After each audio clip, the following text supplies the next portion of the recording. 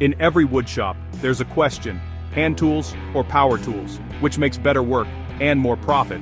I set out to find out, building the same project twice, once with hand tools, once with power tools. It's a classic battle, man versus machine, but really, it's about what works best for you.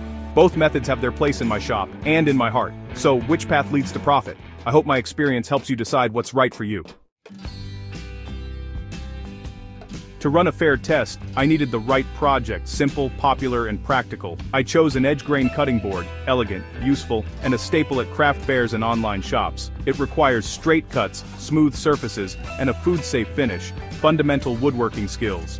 I'd start with the same hard maple board for both builds. The only difference? The tools, hand or power. I'd time each process and note the effort required.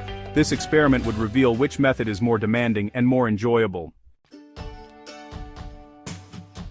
I began with a 4-foot maple board, marking and cutting it by hand. The saw's rhythm, the resistance of the wood, each pull connected me to the material. My arms burned, sweat beading as I worked. Planing the board flat took patience and strength. Thin shavings curled away, the process slow and meditative. Sanding by hand tested my patience and endurance. In the end, sweat and sawdust gave way to satisfaction, a true partnership with the wood. Next, it was time for the power tool build. I lined up the laser guide on my miter saw and pulled the trigger. Whirr-chunk. In seconds, the board was cut to length. No sweat, just a perfectly clean cut. I used my jointer and planer to flatten and size the board. The machines did all the heavy lifting, filling the shop with mechanical whirs. Sanding was a breeze with the random orbit sander, 15 minutes for a flawless surface. A quick pass with the router, and the edges were perfectly smooth. The whole process took just 30 minutes, a quarter of the time with almost no effort. It felt less like a conversation with the wood, and more like commanding a capable assistant. The speed and ease were truly remarkable. Now, I had two beautiful cutting boards sitting side by side on my workbench. At first glance, they looked nearly identical. Both were made from the same lovely piece of maple, both were sanded smooth and had softly eased edges. But when I looked closer and held them in my hands, I could feel a subtle difference. The quality of both was very high. The power tool board was, if I am being brutally honest, technically perfect. The dimensions were exact to a fraction of a millimeter. The surface was flawlessly flat.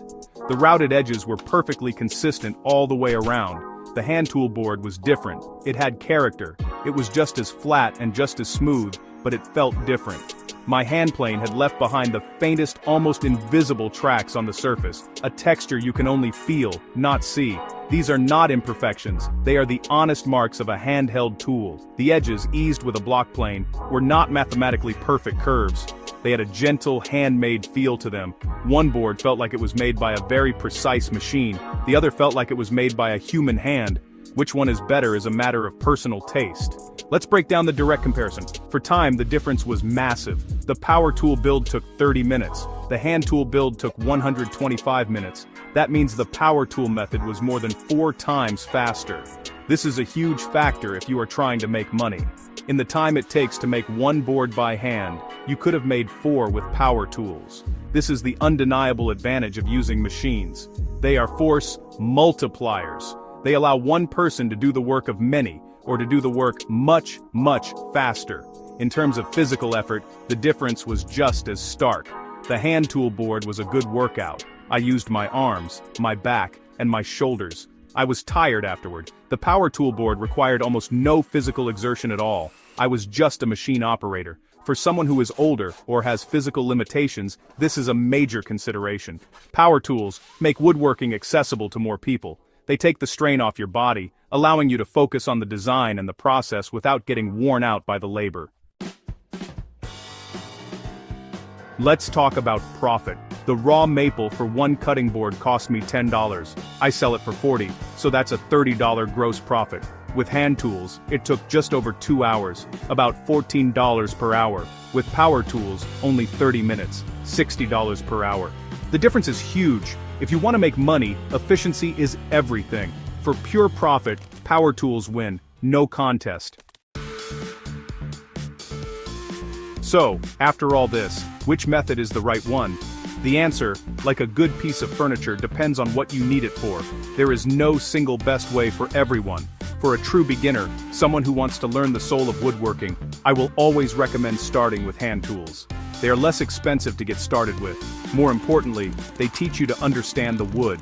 You feel the grain, you learn how to read it, and you develop a fundamental skill set that will make you a better woodworker, no matter what tools you use later on. For the artisan, the person who values the process as much as the product, hand tools offer a connection that power tools cannot replicate. The quiet, meditative work creates a piece with a story, a piece that carries the marks of its maker. If you want to sell your work as high-end craft, emphasizing the handmade nature of the product, then the slower, more deliberate hand tool approach can be a selling point in itself.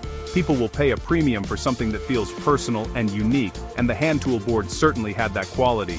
It is a path of passion. However, for the entrepreneur, the person who wants to build a profitable business and scale up production, power tools are the only logical choice. The increase in efficiency and hourly income is simply too great to ignore. With power tools, you can create a batch of 10 cutting boards in the time it might take to make 2 by hand. This allows you to fulfill larger orders, sell at wholesale prices, and build a sustainable business. The consistency of power tools also ensures that every product meets the same high standard of quality, which is crucial for building a brand and keeping customers happy. In the end, the choice is yours. Look at your own goals. What do you want from woodworking? Do you seek quiet contemplation and a deep connection to an ancient craft? Or do you seek to build a thriving business that turns your passion into a livelihood? Perhaps you, like me, will find a place for both in your workshop. You might use power tools for the heavy repetitive work, and then switch to hand tools for the final finishing touches. There is no wrong answer. So I ask you, which path will you choose? Grab a piece of wood and begin.